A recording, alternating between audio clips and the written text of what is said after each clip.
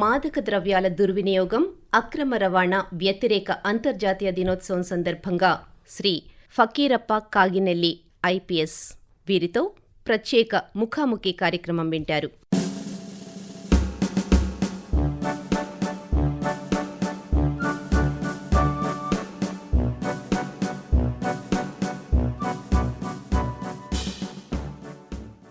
ప్రస్తుత సమాజం, ముఖ్యంగా యువత మాదక ద్రవ్యాలకు బానిసై తమ భవిష్యత్తును నిర్వీర్యం చేసుకుంటున్న పరిస్థితులు ఎక్కువగా కనిపిస్తున్నాయి. ఎన్ని ఆంక్షలు, కఠిన చర్యలు ఉన్నప్పటికీ ఇవి విస్తృతంగా లభ్యమవుతూనే ఉన్నాయి. మాదక ద్రవ్యాల వినియోగం, అక్రమ రవాణా పట్ల ప్రజలకు అవగాహన కల్పించే లక్ష్యంతో ఐక్యరాజ్య సమితి ప్రతి సంవత్సరం జూన్ 26వ తేదీని మాదక ద్రవ్యాల దుర్వినియోగం, అక్రమ రవాణాకు వ్యతిరేకంగా అంతర్జాతీయ దినోత్సవంగా నిర్వహిస్తోంది. ఈ నేపథ్యంలో మాదక ద్రవ్యాల వినియోగం వల్ల కలుగుతున్న దుష్ప్రభావాలు, మాదక ద్రవ్యాల నిరోధానికి ప్రభుత్వం, పోలీసులు తీసుకుంటున్న చర్యలు తదితర అంశాలను తెలియజేసేందుకు మనతో పాటు స్టూడియోస్లో ఉన్నారు Visakhapatnam joint commissioner of police Shri Fakirappa గారు. నమస్తే సార్. నమస్తే. Welcome to the programme sir. Thank you ma'am. Sir, చట్టాలు, కఠినమైన శిక్షలు ఇన్ని రకాలుగా అమల్లో ఉన్నా కూడా ఈ డ్రగ్స్, మాదక ద్రవ్యాల వినియోగం విస్తృతంగా పెరిగిపోతోంది అనేది వాస్తవం. సో ఇది ఎంతవరకు నిజం? అలాగే ఈ మాదక ద్రవ్యాల వినియోగం అనేది మన రాష్ట్రంలో వాటి పరిస్థితి ఎలా ఉందండి? ముఖ్యంగా నేటి యువత సోషల్ మీడియా ప్రభావం వల్ల, సినిమా ప్రభావం వల్ల మరియు కొన్ని various other means of influence ఈ డ్రగ్స్ వాడకం అనేది ఇటీవల కాలంలోనే విపరీతంగా పెరిగినట్టు మాకు కూడా ఉన్న సమాచారం ఉంది.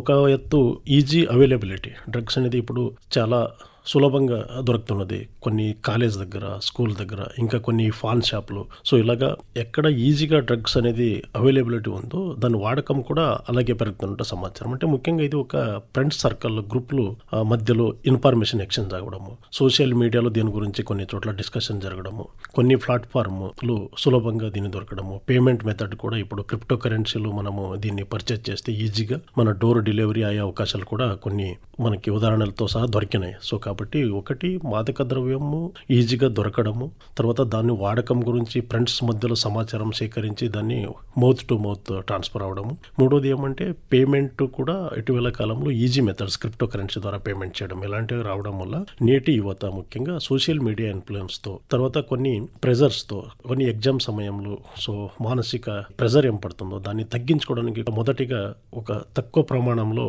డ్రగ్స్, నిద్ర లేని సమయంలో అలాంటి డ్రగ్స్ తీసుకొని so they try to have a full effect of this drugs. So over the years they will become drug addict. So తక్కువ ప్రమాణంతో మొదలుపెట్టిన వాళ్ళు తదుపరి రోజుకి ఇలాగా మానిసలాయి ఫైనల్గా they will become drug addicts. So ఆంధ్రప్రదేశ్కి వచ్చే కొద్దీ పరిస్థితి ఇంకా చేతు దాటిపోలేదు. ముఖ్యంగా విశాఖపట్నం సిటీలో మన స్పెషల్ టాస్క్ ఫోర్స్ అని ఒక టాస్క్ ఫోర్స్ ఏర్పాటు చేసి ఒక 25 మంది పోలీసులతో స్కూల్స్ మరియు కాలేజెస్ దగ్గర, ముఖ్యంగా professional schools, medical colleges, engineering colleges ఎక్కడ ఉన్నాయో డ్రగ్స్ పెడ్లర్స్ అని కొంతమంది ఉంటారు. అంటే ఎక్కడ సోర్స్ ఒక చోట్ల ఉంటే దాన్ని పెడ్లర్స్ ద్వారా తీసుకువచ్చి ఫైనల్గా అమ్మి consumption is the last stage. So peddlers నుంచి మధ్యవర్తుల ద్వారా సరఫరా ఏమవుతుందో దాని మీద మనము సిటీలో కంప్లీట్గా నిఘా పెట్టి చాలా మంది వరకు అరెస్ట్ చేసే కొద్దీ సరఫరా అనేది ఇటీవల కాలంలో తగ్గిన ఈ కొన్ని ప్లాట్ఫామ్స్ ద్వారా, ముఖ్యంగా టెలిగ్రామ్స్, కొన్ని డార్క్ వెబ్ ద్వారా మాదక ద్రవ్యాలను కొనుగోలు చేస్తున్నట్టు మనకి సమాచారం లభించింది.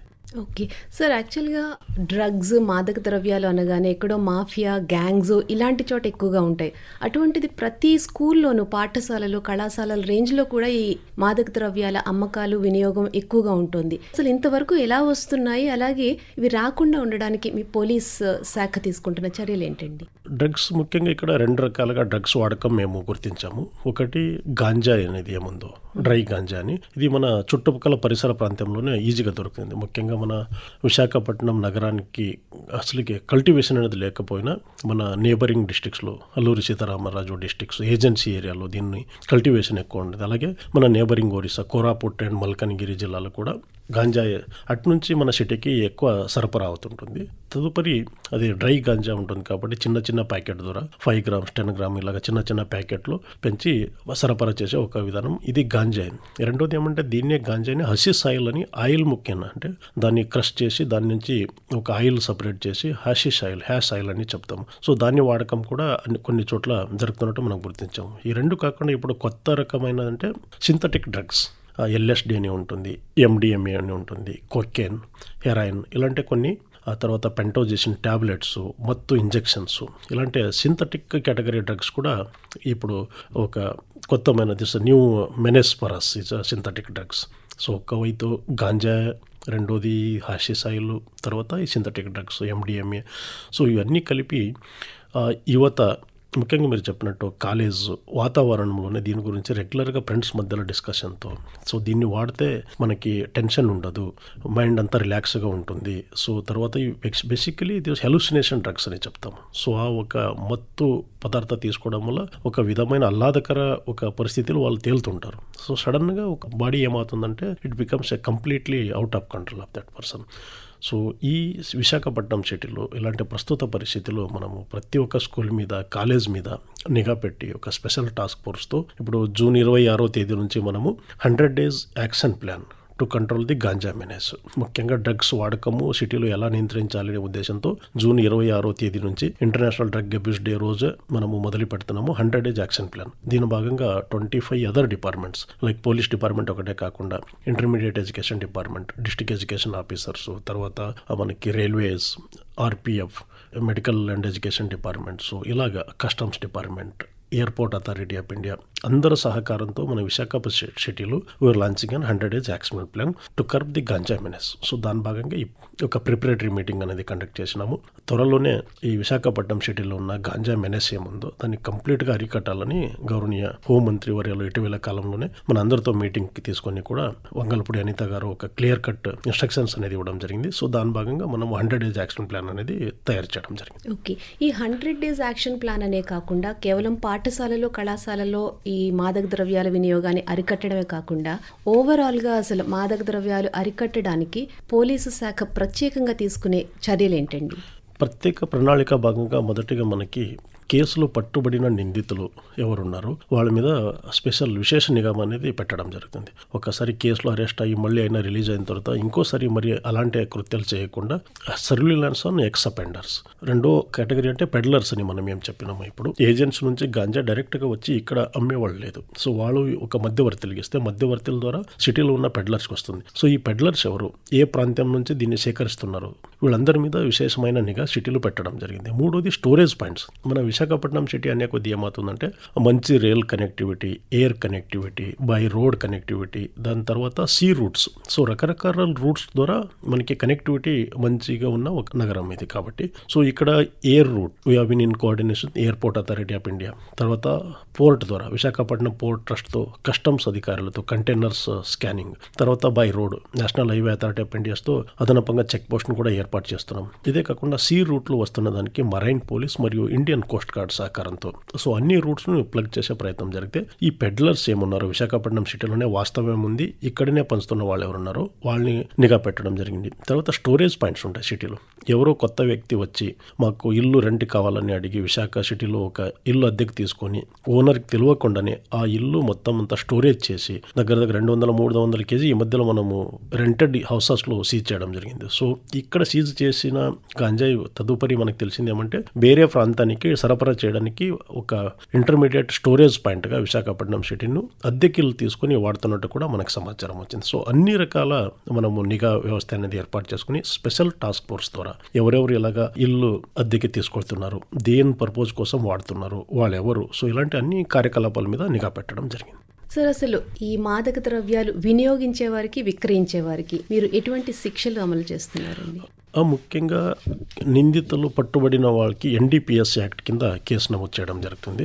అది 2 రకాలు ఉంటాయి, కమర్షియల్ క్వాంటిటీ మరియు స్మాలర్ క్వాంటిటీ. అంటే అప్ టు 2 kg వరకు పట్టుబడితే నిందితులకి 10 సంవత్సరం వరకు శిక్ష పడే అవకాశం ఉంటుంది. అదే కమర్షియల్ క్వాంటిటీ అంటే 20 kg and above 20 kg and అబోని కమర్షియల్ క్వాంటిటీ ఆఫ్ గంజా అని చెప్తాము. దాంట్లో పట్టుబడితే 20 సంవత్సరం వరకు జైలు శిక్ష పడే అవకాశం ఉంటుంది, మరి 2 లక్షల రూపాయల ఫైన్ కూడా ఉంటుంది. ఇది చాలా కఠినమైన శిక్షలు పడతాయి. NDPS యాక్ట్ అనేది స్పెషల్ యాక్ట్. సో దాంట్లో అతి కఠిన చర్యలు ఉంటాయి. దీంట్లో ట్రాన్స్పోర్టర్స్ మీదనే కూడా చర్యలు ఉంటాయి.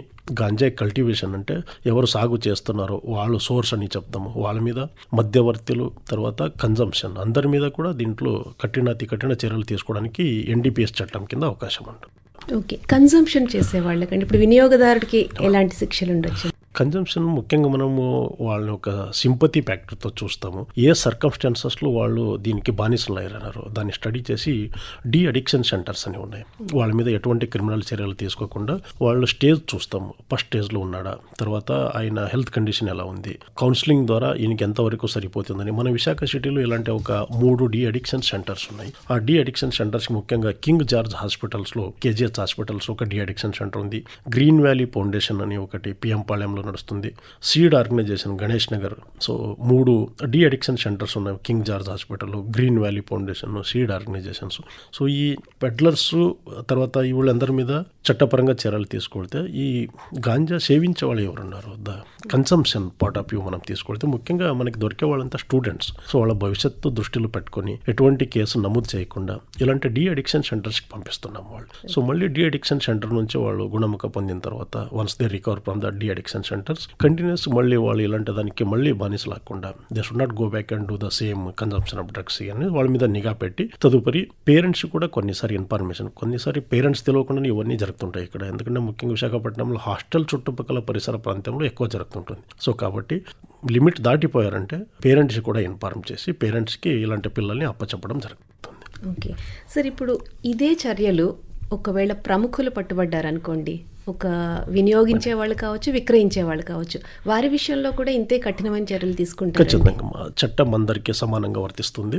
సో ఎంత ప్రముఖులైనా ఎవరైనా, ముఖ్యంగా ఇటీవల కాలంలో సిటీలో ఉన్న పబ్స్ మీద కూడా నిఘా పెట్టినాము. సమయం అవధి మీరిన తర్వాత మద్య సరఫరా చేస్తున్న క్రమంలో కూడా కొన్ని పబ్స్లో డ్రగ్స్ వాడకం జరుగుతుందని మనకు సమాచారం వస్తే మనం ఒక 10-12 పబ్స్ రేడ్ చేసి అవన్నీ ఇప్పుడు CCTV పరిశీలిస్తున్నాము. సో దాంట్లో కూడా కొంతమంది మీరు చెప్పినట్టు ప్రముఖులు, ముఖ్యంగా ఇండస్ట్రియలిస్ట్, బిజినెస్ మెన్ వాళ్ళు కూడా ఉన్నట్టు సమాచారం వస్తే వెంటనే వాళ్ళందరి మీద కూడా చర్యలు తీసుకోవడం జరిగింది. సో ఈ చట్టం ముందు అందరూ సమానారు కాబట్టి so ever he's will treat them equally.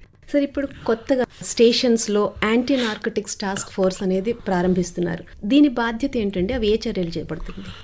మా సిటీలో కొత్తగా ఇప్పుడు యాంటీ నార్కోటిక్ టాస్క్ ఫోర్స్ అనేది మనము ఒక 50 మంది పోలీసులతో దీన్ని మొదలు పెట్టబోతున్నాము. సో ముఖ్యమైన చర్యల్లో దీని భాగంగా ముఖ్యంగా ఏమంటే సిటీలో ఉన్న కొన్ని హాట్ స్పాట్స్ని గుర్తించాం. ఏ ఏరియాలో ఈ గాంజాయి సరఫరా మరియు వాడకం ఎక్కువ ఉంది. ముఖ్యంగా మనకి దొరికిన కొన్ని అరిలోవ ప్రాంతంలో ఎక్కువ ఉన్నట్టు, కంచరపాళెం, మెట్టు అలాంటి ప్రాంతంలో, గాజువాక. సో ఇలాంటి ఒక హాట్స్పాట్స్ కొన్ని గుర్తించాము సిటీలో. ఆ హాట్స్పాట్స్లో మన టాస్క్ ఫోర్స్ పోలీసులు వెళ్ళి ముఖ్యంగా అక్కడ ఉన్న స్కూల్స్, కాలేజెస్ దగ్గర, పాన్ షాప్స్, హోటల్స్ ఎవరైనా లూజ్గా అమ్ముతున్నారా చిన్న చిన్న ప్యాకెట్లు. ఇటీవల కాలంలో మనకి వచ్చిన సమాచారం ఏమంటే కొన్ని కుకీస్, బిస్కెట్స్, చాక్లెట్స్లు కూడా గాంజాయి కలిపి సరఫరా చేస్తున్నట్టు మనకు సమాచారం ఉంది. సో అలాంటి సివిల్ డ్రెస్లు వెళ్ళి ముందస్తు సమాచారం సేకరించి మూలాలు ఎక్కడే ఉన్నాయి దాన్ని we want to root out the complete the menace from the city. So దానికోసమే ఈ యాంటీ నార్కోటిక్ టాస్క్ ఫోర్స్ అనేది 50 మంది పోలీసులతో మొదలుపెట్టినాము. మొదటి చర్యలే వీళ్ళు స్కూల్స్ అండ్ కాలేజెస్ని we want to make schools and colleges safe from all this drug menace. So దాని మీద దృష్టి పెట్టినాము. దాని తదుపరి ఇప్పుడు స్కూల్లో దొరికిందంటే మూలాల వరకు వెళ్తాం. ఎవరు సరఫరా చేసినారు, ఆ వ్యక్తికి ఎవరు ఇచ్చినారు. సో ఈ ఫార్వర్డ్ అండ్ బ్యాక్వర్డ్ అంటే cultivation point of view even ఒరిస్సాలో ఉన్న లేదో ఏజెన్సీలో ఉన్న సిటీకి ఏ మార్గం ముఖ్యంగా వచ్చింది, రోడ్ ముఖ్యంగా వస్తే చెక్ పోస్టుల ద్వారా ఎలా వచ్చింది, తర్వాత ట్రైన్ ద్వారా వస్తే ఏ ట్రైన్ ద్వారా వచ్చింది. సో అన్నీ we are just mapping all those hot spots in the city. Route of transportations we are mapping, the persons we are responsible for this transportation end to end, forward and backward. So everything మళ్ళీ technical analysis కూడా చేస్తున్నాం. పట్టుబడిన వ్యక్తిన mobile phone seize చేసి ఎవరెవరితో మాట్లాడుతున్నారు, bank account analysis కూడా చేస్తున్నాం. ఎవరు డబ్బులు వేస్తున్నారు. కొన్ని ఏరియాలు ఇప్పుడు ఏజెన్సీలు ఇక్కడ ఉన్న మధ్యవర్తులు ఏజెన్సీ వ్యక్తులకి సీడ్స్ సప్లై చేసి తర్వాత గాంజాయి కల్టివేషన్ సరిపోయే విధంగా అన్ని డబ్బులు కూడా ముందుగానే ఇచ్చి తర్వాత వీళ్ళే దాన్ని పర్చేజ్ చేస్తున్నారు. సో అలాంటి ఒక మధ్యవర్తులు తమిళనాడు నుంచి కొంతమంది వచ్చి ఇక్కడ స్థిరపడి ఉండి ఈ వ్యవహారం అన్న నడుస్తున్నట్టు కూడా మా దగ్గర సమాచారం ఉంది. సో కాబట్టి all information it's collecting now. So వేరే వేరే డిపార్ట్మెంట్ దగ్గర కొన్ని కస్టమ్స్ దగ్గర ఇన్ఫర్మేషన్ ఉంటుంది, కొన్ని హాస్పిటల్ కేజీహెచ్ నుంచి ఇన్ఫర్మేషన్ షేర్ చేస్తారు, తర్వాత రైల్వే పోలీసుల దగ్గర సమాచారం ఉంటుంది. సో ఇవన్నీ సమాచారం క్రోడీకరించి ఒక unified force, that is narcotic task force అనేది జిల్లా వ్యాప్తంగా ముఖ్యంగా విశాఖపట్నం సిటీలో మనము మొదలు పెడుతున్నాం. సార్, ఇప్పుడు పేపర్ల ద్వారా మేము చదువుతూ ఉంటాం, లేకపోతే న్యూస్లో వింటూ ఉంటాం, కొన్ని వందల కేజీల హెరాయిన్ పట్టుబడింది, గంజా పట్టుబడింది అని. సో ఇలా స్వాధీనం చేసుకున్న మాదక ద్రవ్యాలు ఏవైతే ఉన్నాయో అవి మళ్ళీ వినియోగంలోకి రాకుండా ఉండడానికి ఏం చేస్తూ ఉంటారండి? ఒక్కసారి స్వాధీనం చేసుకొని ఎఫ్ఐఆర్ నమోదు చేసిన తర్వాత శాంపుల్ తీసి ఫోరెన్సిక్కి పంపిస్తాము.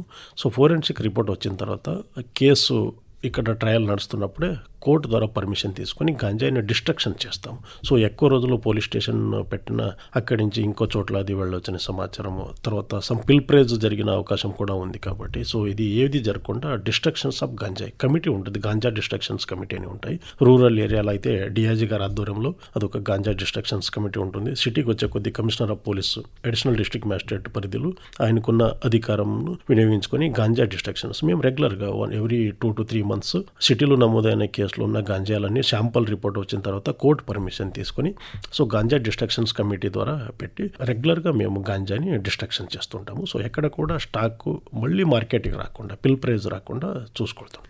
సార్, ఇప్పుడు గంజా వరకు అయితే మీరు కాల్ చేయడమో ఏదో చేసి డిస్ట్రక్ట్ చేస్తారు, మరి ఈ సింథటిక్ డ్రగ్స్ విషయానికి వచ్చేటప్పటికి వాటిని ఏం చేస్తూ ఉంటారు? Same procedure, all the drugs NDPS act కింద వచ్చే మత్తు పదార్థాలన్నీ సేమ్ ప్రొసీజర్ పాలపడి కొన్ని టాబ్లెట్స్ దొరుకుతుంటాయి మనకి, ketamine injection, pentazocine injections, MDMA pills, LSD strips, so synthetic drugs, cocaine powders ఉంటాయి. సో ఏ దొరికినా NDPS చట్టం ప్రకారంగా దానికి డిస్ట్రక్షన్స్ ప్రొసీజర్ ఉంటుంది. కోర్టు పర్మిషన్ ద్వారా ప్రతి ఒక్క మాదక ద్రవ్యాన్ని కూడా అదే మాదిరిగా డిస్ట్రాయ్ చేయడం జరుగుతుంది. ఓకే, అసలు ఈ మాదక ద్రవ్యాల ప్లేసెస్ ఆఫ్ ప్రొడక్షన్ ఎక్కడ ప్రొడ్యూస్ అవుతున్నాయండి?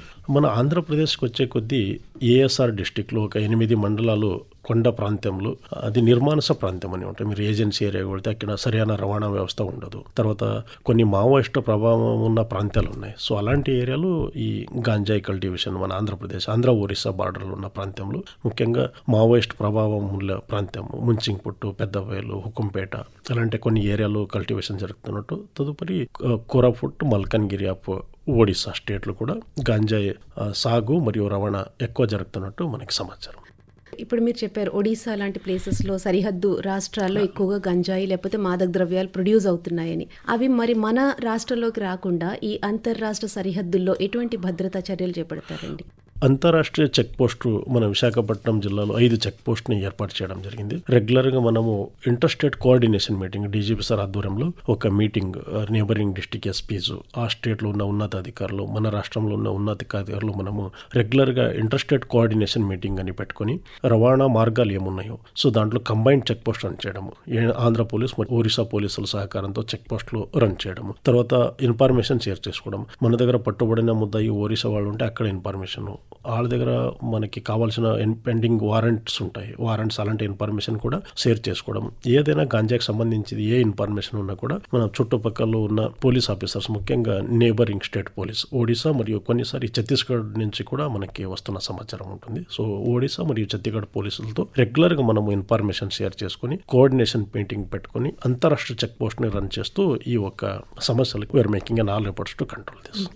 మాదక ద్రవ్యాల అక్రమ రవాణా నిరోధన అంటే అదొక చాలా పెద్ద మ్యాసివ్ ప్రాసెస్. మరి ఈ మ్యాసివ్ ప్రాసెస్లో పోలీసు శాఖ ఇంకా వేరే ఏ శాఖలతో సమన్వయం, కోఆర్డినేట్ చేసుకుంటూ వెళ్తుందండి? డెఫినెట్లీ ఇది ఒక మెనెస్ మరియు అతి పెద్ద సమస్య. కాబట్టి పోలీసులో డిపార్ట్మెంట్తో మ్యాక్సిమం మన డిపార్ట్మెంట్ ముందుండి అన్ని చేస్తుంది, కానీ ఇది అదర్ డిపార్ట్మెంట్ సహకారం చాలా ముఖ్యం. మీరు చెప్పినట్టు రైల్వే ముఖ్యంగా ట్రాన్స్పోర్ట్ అవుతున్నదంతా అక్కడ RPF మరియు GRP పోలీసులు ఉంటారు. సో ఆ 2 డిపార్ట్మెంట్ సహకారం చాలా ముఖ్యం ఉంటుంది. ముఖ్యంగా కొన్ని RTC ద్వారా, పార్సల్ ద్వారా కూడా ట్రాన్స్పోర్ట్ అవుతుంటుంది. సో అప్పుడు రవాణా సంస్థ, రోడ్డు రవాణా సంస్థ సహకారం చాలా ముఖ్యమైన ఉంటుంది. తర్వాత కంటైనర్ ద్వారా, పోర్ట్ ద్వారా, రూట్ ద్వారా ఏమైనా ట్రాన్స్పోర్ట్ అవుతుంటే అక్కడ మనకి కోస్ట్ గార్డ్ సహకారము, డిపార్ట్మెంట్ ఆఫ్ ఫిషరీస్ మరియు విశాఖపట్నం పోర్ట్ ట్రస్ట్, సో వాళ్ళ సహకారం చాలా ముఖ్యంగా ఉంటుంది. తర్వాత ఈ అమ్మే వాళ్ళు ఏమంటారు, పెడ్లర్స్ గురించి మనకి రెగ్యులర్గా సమాచారం రావాలనే ఉద్దేశంతో education department, health department, so ఇలాగా ఆల్ లైన్ డిపార్ట్మెంట్స్ సహకారము మేము తీసుకొని of course we are leading this drug eradication, police ముందు ఉండి సో మిగతా డిపార్ట్మెంట్ సహకారంతో ఈ ఒక 100 days యాక్షన్ ప్లాన్ని మనం మొదలు పెడుతున్నాం. సరే, కేంద్ర ప్రభుత్వం నషాముక్త్ భారత్ అంటూ చెప్పి రకరకాల అవగాహన కార్యక్రమాలు చేపడుతోంది. అదేవిధంగా మన పోలీస్ శాఖ రాష్ట్రంలో కావచ్చు, సరిహద్దు రాష్ట్రాల్లో కావచ్చు, ఎటువంటి అవగాహన కార్యక్రమాలు చేపడుతోందండి? ఈ నెల 26వ తేదీ ఇంటర్నేషనల్ డ్రగ్ అబ్యూస్ డే అనేది మనము ఏం ప్లాన్ చేసుకున్నాము. నషాముక్త భారత్ భాగంగా మన విశాఖపట్నం సిటీ పరిధిలో అవేర్నెస్ ప్రోగ్రామ్స్ పెద్ద ఎత్తున ఏర్పాటు చేసుకోవడం జరిగింది. ఆల్రెడీ ఇప్పటి నుంచే మనం మొదలుపెట్టినాము.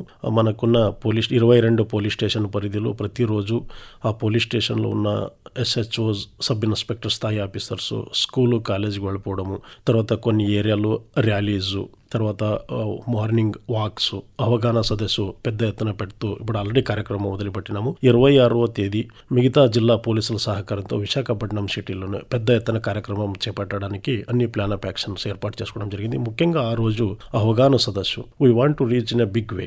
So all the citizens in the city we want make them aware this kind of programmes are happening in the city. So 26వ తేదీ ఖచ్చితంగా మనము పెద్ద ఎత్తున కార్యక్రమం కోసం ఒక ప్రణాళిక ఏర్పాటు చేసుకున్నాం. సార్, ఇందాక రీహాబిలిటేషన్ సెంటర్స్ గురించి చెప్పారు. టోల్ ఫ్రీ నంబర్స్ ఏమైనా ఉంటాయా? లేదు, మేము ఎక్కడైనా అబ్జర్వ్ చేసాం పలానా చోట మాదక ద్రవ్యాల వినియోగం జరుగుతోంది, విక్రయం జరుగుతోంది అని, అది పోలీసులకి మేము ఇన్ఫార్మ్ చేయాలి అంటే వాట్ ఆర్ ద వేస్ అండి? ఒక టోల్ ఫ్రీ నంబర్ ఉంటుంది. స్పెషల్ ఎన్ఫోర్స్మెంట్ బ్యూరో అని ఒక సపరేట్ వింగ్ ఆంధ్రప్రదేశ్ పోలీసులో దీనికోసమే పనిచేస్తుంటుంది. Special enforcement bureau we call SEB police. So 14500 is a toll free number. So ఎవరికైనా మాదక ద్రవ్యాల సంబంధించిన ఏం సమాచారం ఉన్నా కూడా ఈ యొక్క టోల్ ఫ్రీ నంబర్కి సమాచారం ఇవ్వచ్చు. మీ ఇచ్చిన సమాచారం గౌప్యంగా ఉంచబడుతుంది. So you will not be cited as an either witness or any for the court proceedings. మీరు సమాచారం ఇచ్చారని మీ మీద ఎటువంటి కోర్టులో వచ్చే సాక్ష్యాలు చెప్పాల్సింది కానీ ఎటువంటి అవసరం ఉండదు. మీ ఫోన్ నంబర్ కూడా మేము గౌప్యంగా ఉంచడం జరుగుతుంది. సో ఎవరికైనా డ్రగ్స్ వాడకం కానీ, డ్రగ్స్ సరఫరా, ఏదైనా డ్రగ్స్ రిలేటెడ్ ఇన్ఫర్మేషన్ ఉంటే సబ్ టోల్ ఫ్రీ నంబర్ 14500కి సమాచారం ఇవ్వాలని మేము విజ్ఞప్తి చేస్తున్నాం. ఓకే సార్, ఉజ్వల భవిష్యత్తు ఉండే ప్రస్తుత యువత ఈ మాదక ద్రవ్యాల వల్ల నిర్వీర్యం అయిపోతుంది కదా, వాళ్ళకి మీరిచ్చే సూచనలు, సలహాలు? వెరీ ఇంపార్టెంట్ ప్రశ్నలు చెప్పినారమ్మా మీరు. ముఖ్యంగా యువత ఉజ్వల భవిష్యత్ని వెరీ యంగ్ ఏజ్లోనే, at the age of 16-18 years, inter చదువుతున్న సమయంలోనే, డిగ్రీ చదువుతున్న సమయంలోనే డ్రగ్స్కు అడిక్ట్ అయిపోయి, so they are not realising they have a very bright future ahead. క్షణిక సుఖ కోసం ఆ రోజు ఏదో ఒక చిన్న డ్రగ్స్ తీసుకొడితే ఒకరోజు మొత్తం ఎంజాయ్, మత్తులో ఉన్నట్టు భావిస్తున్నారు. కానీ ఫ్యూచర్లో ఏమవుతుందంటే డ్రగ్ అడిక్ట్ అయిపోతే, సో ఫ్యూచర్లో మీకు ఒక నర్వస్ సిస్టమ్ డ్యామేజ్ అయిపోతుంది. దీనివల్ల మజల్ సిస్టమ్ డ్యామేజ్ అయిపోతుంది. ఆరోగ్యం క్షీణించి మీరు కంప్లీట్ నడవలేని పరిస్థితికి రీచ్ అయిపోతారు. సో ఆరోగ్యమే మీకు బాగలేదంటే ఫ్యూచర్లో మీ మీద నమ్మకం ఉన్న మీ పేరెంట్స్ మీరు మంచి ఉద్యోగం సాధిస్తారని ఆశతో ఎన్నో మంచి కాలేజెస్లో మీకు లక్షల ఫీజుని చెల్లించి మిమ్మల్ని మంచి కాలేజీలో అడ్మిషన్ తీసుకుని ఉంటారు. కానీ మీరు డ్రగ్స్కి బానిసం అవడం వల్ల మీ బంగారు భవిష్యత్తు ఎటువంటి ప్రయోజనం లేకుండా మీరు కంప్లీట్గా you will become an useless person in the society. మళ్ళీ మీ పేరెంట్స్కి మీరు ఏం చేయాలి, హెల్ప్ చేయకుండా వాళ్ళే మిమ్మల్ని హాస్పిటల్ ఖర్చులన్నీ భరించే ఒక వ్యవస్థ పరిస్థితికి మీరు వెళ్తున్నారు. సో దయచేసి ఇలాంటి డ్రగ్స్ వాడకము క్షణిక సుఖ కోసం ఫ్రెండ్స్ ద్వారా తక్కువ దీంట్లో మొదలుపెట్టి తర్వాత కంప్లీట్ మీరు డ్రగ్స్కి బానిసలు అయిపోతున్నారు. ఇది కరెక్ట్ కాదు. స్టార్టింగ్లోనే అలాంటి సమాచారం ఏమరా మీకు వస్తే వెంటనే పోలీసులకి సమాచారం ఇవ్వాలని మేము చెప్తున్నాం. అలాగే ఈ డ్రగ్ అడిక్ట్ అయిపోయి రీహాబిలిటేషన్ సెంటర్కి వెళ్తారు, తిరిగి మళ్ళీ వాళ్ళు మామూలుగా మన సమాజంలో కలిసిపోయేలా బయటకు వస్తారు. వారి పట్ల తల్లిదండ్రులు కానీ, ఇంట్లో కుటుంబ సభ్యులు కానీ, సమాజం ఎలా ప్రవర్తించాలండి? ఖచ్చితంగా ఇది ఒక స్టిగ్మా టైప్ తయారైపోతున్నారు. సో సమాజంలో మీరు డ్రగ్స్కి బానిసలు అయినారు, లేదంటే మీరు డ్రగ్ సెంటర్లో ఆల్రెడీ ట్రీట్మెంట్ తీసుకున్నారని సమాజంలో తెలిసిపోతే మిమ్మల్ని ఒక వేరే విధంగా చూస్తుంటారు. సో అందుకే యువతకి మేము ఏం చెప్తున్నామంటే, మొదటిగా మనం అటువైపు వెళ్ళకూడదు. ఏదైనా however attractive it may be, so for the simple reason that it gives a pleasure for one day, we should not go towards that side. మనం అంతా ఇటువైపు ఎడ్యుకేషన్ వైపే ఉండాలి. ముఖ్యంగా డీ అడిక్షన్ సెంటర్స్లో కూడా మనము సమాచారం గౌప్యంగా ఉంచుతున్నాము. బయట ఎవరు ఉంటున్నారు, ఎవరు ట్రీట్మెంట్ తీసుకెళ్తున్నారని ఎక్కడ కూడా మనం బయట చెప్పాము. అయినా సమాజంలో ప్రవృత్తి మారిపోతుంది. మీరు ఒకసారి డీ అడిక్షన్ సెంటర్కి పోయి బయట వచ్చిన తర్వాత కొంచెం బిహేవియరల్ చేంజెస్ అనేది ఖచ్చితంగా తెలిసిపోతుంది. డ్రగ్ అడిక్ట్ అయిన వ్యక్తి, సామాన్య వ్యక్తికి మనం we can easily make out. So behavioural changes అనేది. సో అందుకే ఇలాంటి ఒక డ్రగ్ అడిక్షన్ వెళ్లకుండా, so better concentrate on completely on education.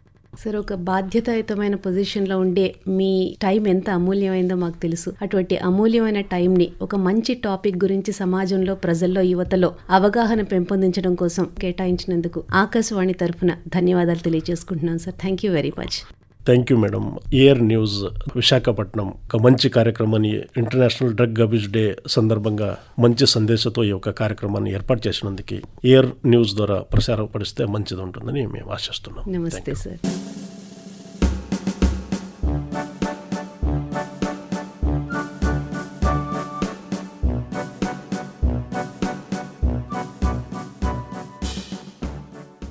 ఇంతవరకు మాదక ద్రవ్యాల దుర్వినియోగం, అక్రమ రవాణా వ్యతిరేక అంతర్జాతీయ దినోత్సవం సందర్భంగా శ్రీ ఫకీరప్ప గారితో ప్రత్యేక ముఖాముఖి కార్యక్రమం విన్నారు. సమర్పణ ప్రాంతీయ వార్తా విభాగం, ఆకాశవాణి విశాఖపట్నం కేంద్రం. వెలువడింది ఆకాశవాణి విజయవాడ కేంద్రం నుండి.